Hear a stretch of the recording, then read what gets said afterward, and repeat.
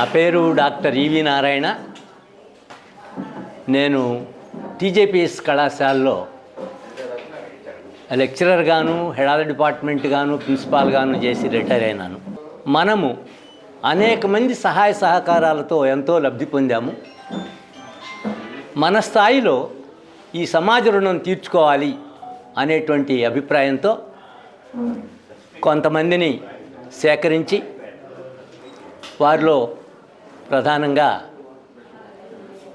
పామర్తి సాంబశివరావు గారు, బొబ్బిలి వెంకటేశ్వరరావు గారు, జల్లెడి శ్రీనివాసరావు గారు, వీరందరితో కలిసి కౌండిన్య ఎడ్యుకేషనల్ ట్రస్ట్ అనేటువంటి ఒక ట్రస్ట్ను స్థాపించడం జరిగింది. ఈ ట్రస్టు స్థాపించిన తర్వాత మొట్టమొదటిగా 21/7/2025లో 1,00,000 రూపాయలు సెంట్రల్ బ్యాంక్ ఆఫ్ ఇండియాలో ఫిక్స్డ్ డిపాజిట్గా వేయడం జరిగింది, క్యాష్ రూపంలో. అదే రోజున జల్లెడి శ్రీనివాస్ గారు, ఫైనాన్స్ సెక్రటరీ, 1,00,000 రూపాయలు చెక్ ఇచ్చారు. ఆ రోజే ఆ చెక్కును ఆ బ్యాంకులో వేయడం జరిగింది. ఏంటి అసలు ఇది? 1,00,000 లేకపోతే 2,00,000 ఎలా సరిపోతుంది? సరిపోయినా సరిపోకపోయినా ఈ 1,00,000 రూపాయలని లేక ఈ 2,00,000ని బ్యాంకులో ఫిక్స్డ్ డిపాజిట్గా వేసి దాని నుంచి వచ్చేటువంటి వడ్డీని మాత్రమే ప్రతిభ కలిగిన పేద విద్యార్థులకు స్కాలర్షిప్లు ఇవ్వాలనేటువంటి ఆలోచన వచ్చింది. రావడమే కాకుండా దాన్ని వెంటనే ఆ సంవత్సరం 2/2/2006లో ఇంప్లిమెంట్ చేసాం. ఆ అమలుపరిచే దాంట్లో మొట్టమొదటిగా ఈ 4 సహ వ్యవస్థాపకులతో 10,000 రూపాయలని మేము ఒక 3 విద్యార్థులకి స్కాలర్షిప్లుగా ఇవ్వడం జరిగింది 2/2/2006న. దీనిలో ఒకళ్ళేమన్నా నెల్లూరు వాళ్ళు, ఇంకో 2 విజయవాడ. అప్పటి నుండి అప్రతిహితంగా నిరంతరంగా ఈ విరాళాలు సేకరించడం, అలాగే ఈ సేకరించినటువంటి విరాళం కేవలం బ్యాంకులోనే ఫిక్స్డ్ డిపాజిట్గా ఉంచి ఆ వచ్చినటువంటి వడ్డీని మాత్రమే ఈ ప్రతిభ కలిగినటువంటి పేద విద్యార్థులకి పంచుతూ ఉండడం జరిగింది.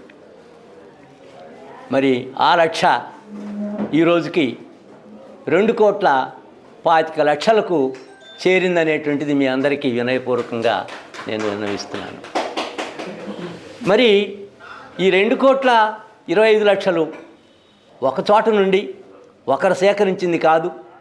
2 రాష్ట్రాల్లోనూ ఇతర దేశాల్లోనూ అనేక మందిని కలవడం, ఆయా సభ్యులు అందరూ కలిసి దాదాపు ఈ 153 కలిసి 2,25,00,000ని సేకరించారు. అది ఎప్పుడు అలాగే ఉంటుంది, దాన్ని బ్యాంకు నుంచి తీసేటువంటి ప్రశ్నే లేదు.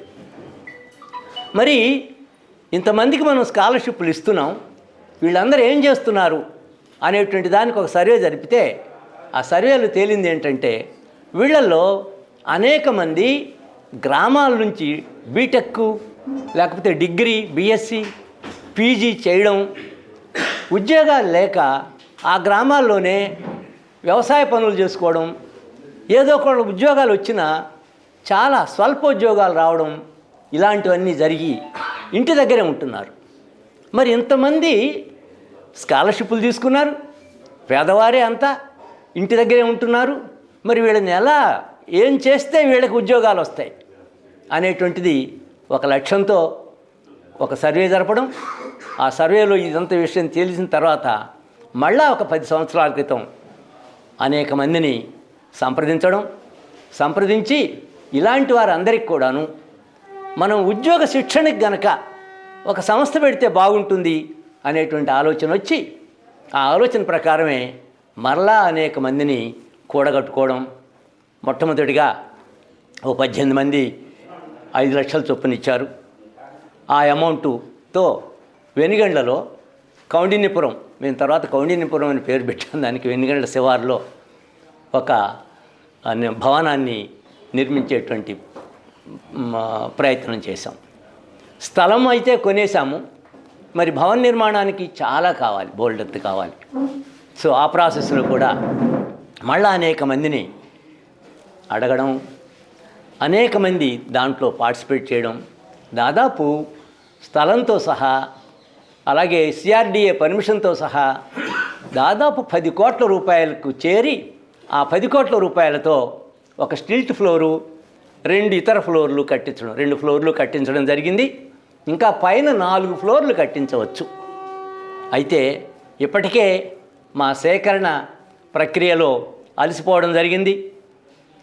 ఈవి నారాయణ గారు ఫోన్ చేస్తే ఏదో విరాళం కోసం అనేటువంటి స్థాయికి చేరడం ఏమైతే ఈ 2 ఫ్లోర్లని సద్వినియోగపరచాలి అనేటువంటి అభిప్రాయంతో అక్కడ మొట్టమొదటిగా ఈ గ్రూప్ 2 పరీక్షలు నిర్వహించడం జరిగింది.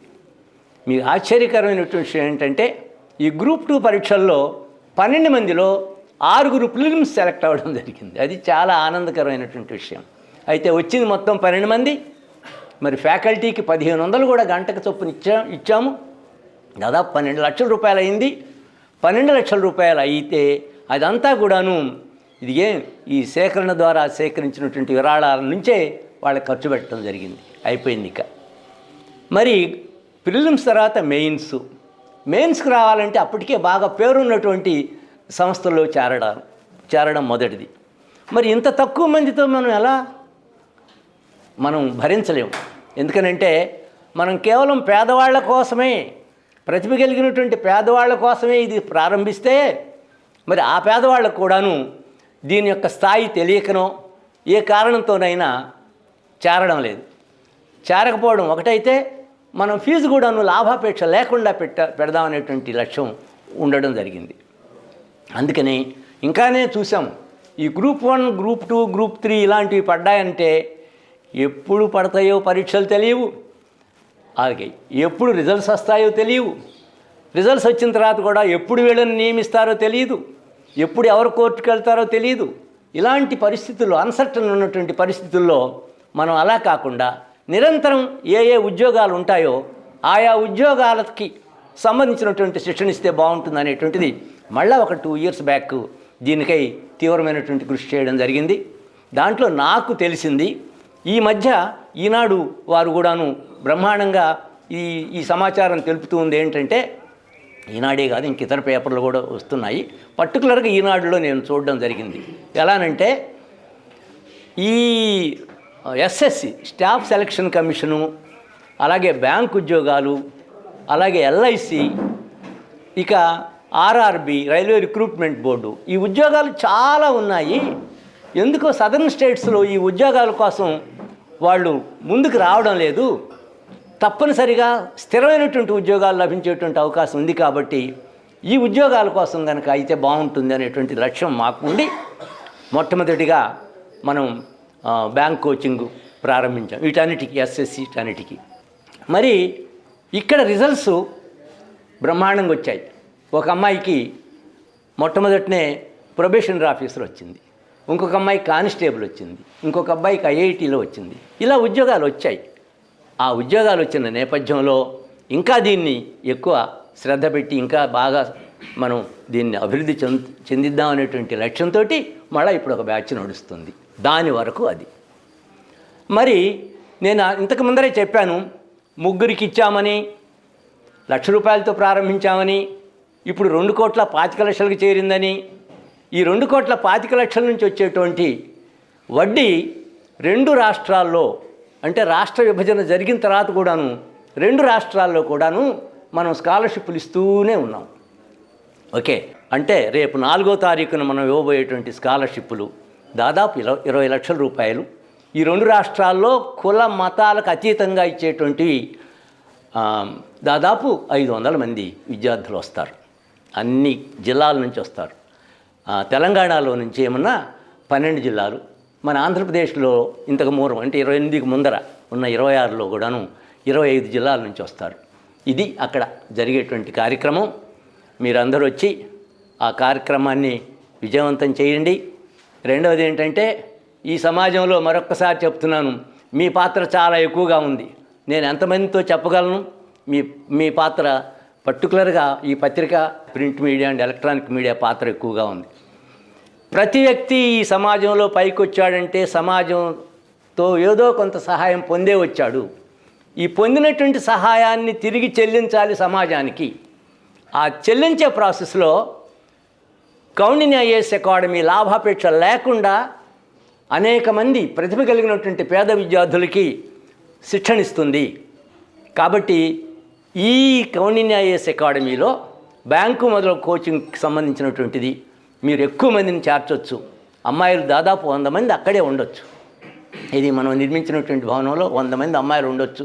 వాళ్ళకి భోజనాలు వాళ్లే చెల్లించుకోవాలి. ఫీజు అతి తక్కువగా తీసుకుంటున్నాం. 2 బ్యాచ్లకైతే ఫీజే తీసుకోలేదు. ప్రజెంట్గా మనం 7,200 మాత్రమే ఫీజు తీసుకుంటున్నాం. మరి బయట నేను విన్నది కరెక్ట్ అయితే 25,000 ఉన్నది.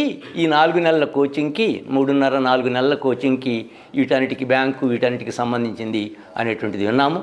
కాబట్టి మీ అందరికీ ప్రత్యేకంగా నేను విన్నవించుకునేది ఏంటంటే, ఈ వెనిగండ్ల దగ్గర కౌండిన్య ఐఏఎస్ అకాడమీ అనేటువంటి ఒక అకాడమీ ఉంది. ఆ అకాడమీకి లాభాపేక్ష లేదు. ఆ అకాడమీ లక్ష్యం ప్రతిభ కలిగినటువంటి పేదవాళ్ళకి ఉద్యోగాలు రావాలి, వచ్చేందుకు తగినటువంటి శిక్షణ ఇవ్వాలి. అది వస్తే బాగుంటుంది. అతి తక్కువే ఫీజు, అతి తక్కువ.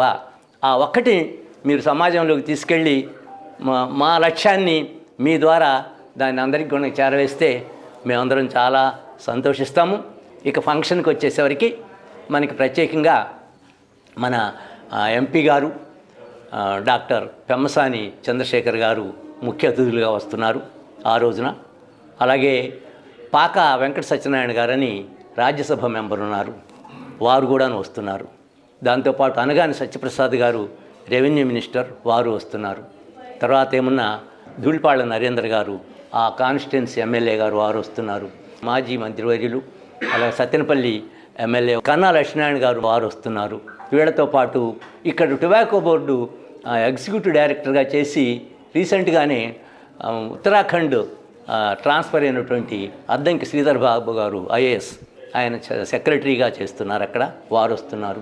అలాగే డీజీపీగా చేసి సిక్కిం రిటైర్ అయినటువంటి మరొక ఆయన అత్తిలి సుధాకర్ గారు అని వారు వస్తున్నారు. మీరందరూ కూడా భాగస్వాములై పార్టిసిపేట్ చేసి మేము ఇచ్చినటువంటి ఆతిథ్యాన్ని స్వీకరించి మరి 10 మందికి తెలియపరచవలసిందిగా కోరుతూ మీ అగైన్ ఈ అవకాశం ఇచ్చినటువంటి నేను మీ అందరికి కూడాను ప్రత్యేకంగా ధన్యవాదాలు తెలుపుకుంటున్నాను. Thank you very much. Thanks a lot.